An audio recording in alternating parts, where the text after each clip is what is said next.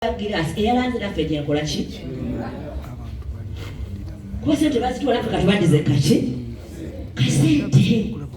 We are building an empire. Mwembabulira muve bintu by'okusaaga. Digital adverts is going to shake the world. Abantu bajja ne baleekaana ne kibayita revolution. Nze n'ensiimi nali musomesa wa history. Ate nasomesa nnyo history wa revolutions. Kuba nasomesa Europe n'ensomesa nationalism and the rise of new states in Africa. Kitegeeza revolutions nsomesezza. Ne revolutions ez'amaanyi zitandikira ku muntu wa wansi.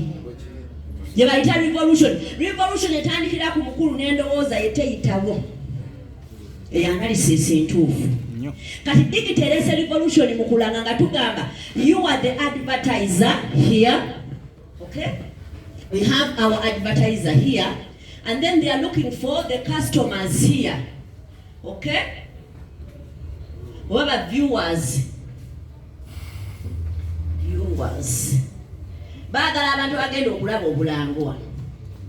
Kati digital adverts yategedde nti ekikulu mu kulanga yono ne bano si kyekyo. Nti nzija ku TV onnoonya abantu. Ndi ku mawulire go nnoonya ki? Medias ezibadde ziranga enkadde zimaze akaseera nga ziguyaguya abantu. For example, TV stations, sivumirira TV. Era wowe mwana ngoyina TV tolina kuwalira. But all you have done to our population is to program them to useless programs. Most of them, 90%. Muteekako firimu, muteekako bintu, program ezizimba muteekako butini bwe buti.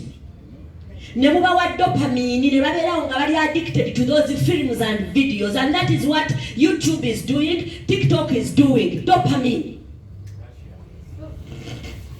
Omuntu n'abanga tasobola kukola 2 hours ali ku TV naye omubuuza walabye ekindaba kazannyo kange okafunyeemu ki? Kyafunamu alinga omunywi w'enjaga kyafuna mu kunywa enjaga.